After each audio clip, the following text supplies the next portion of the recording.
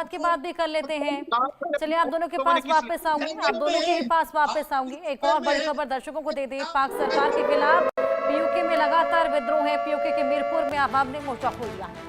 आजादी की मांग को लेकर शहबाज को ललकारा है। शहबाज, तुझे देनी पड़ेगी आजादी, ये नारे वहां पर लगते हुए नजर आए हैं। पीओके का हक है आजादी, लेकर रहेंगे आजादी। नौखेत जी, पीओके के तमाम लोग यहाँ पर आजादी की लगातार मांग कर रहे हैं। उनको यहाँ आजादी कब मिलने दुनिया वाली है? के सामने अभी तक कोई एविडेंस आप हमारी इन्वॉल्वमेंट का नहीं है। अल्हम्दुलिल्लाह आपके पास कोई नैरेटिव नहीं है दुनिया को बताने का। आप लोगों की 8 लाख फौज है, 7 लाख आपने उधर रखी हुई है, इकट्ठे किए जा रहे हैं, वो भी आपके सामने रख दिए जाएंगे। हालांकि विश्व भर ये जानता है कि कनेक्शन पाकिस्तान से ही है, पाकिस्तान ने ही यही हमला कराया है। और जिस तरीके से चीजें बार बार निकलकर सामने आ रही हैं, गीदड़ भपकिया क्यों दे रहे हैं? चलिए ये बताइए। कि ये जनरल बख्शी के कहने से थोड़ा आ जाएगा कि पाकिस्तान ने हमला करवाया। एविडेंस लोग मांगते हैं, दुनिया एविडेंस पे चलती है। आप लोगों के कहनों पे थोड़ी चलती है, आप लोगों के रवैयों से थोड़ी चलती है।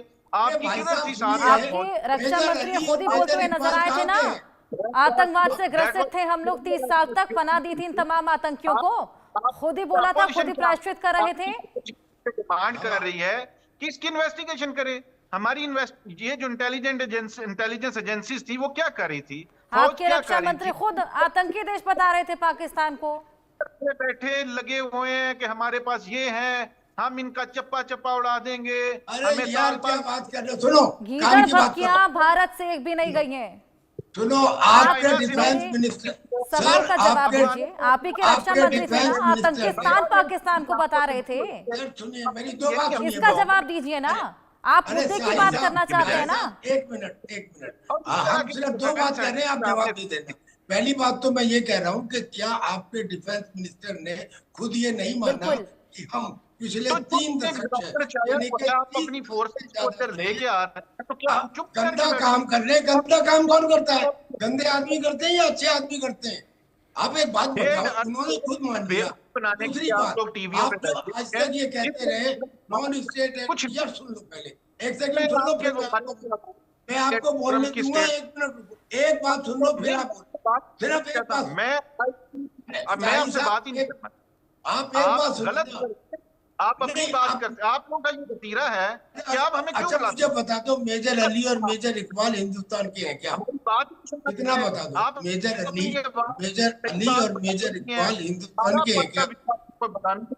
फिर वो हमारे चैनल तक की हुई है आपने, यूट्यूब की जियो। इतने आप लोग डरपोक हैं, इतने आप डरपोक कौन है नौखेत जी? ये तो हम देख ही पा रहे हैं, जिस तरीके से टैंकर्स की तैनातियां की जा रही हैं, बंकरों में पनाह ली जा रही है, ये तो सब जानते हैं कौन खौफजदा है, कौन डर में है।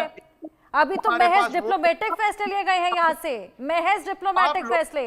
जिस तरीके से युद्धाभ्यास यहाँ पर छिड़ा है, वहां तो पूरी जंग की तैयारी कर ली गई है। जिस तरीके से सारे इक्विपमेंट तैनात कर दिए हैं, टैंकर तैनात कर दिए हैं, बंकरों में आतंकवादियों को छुपा दिया गया है।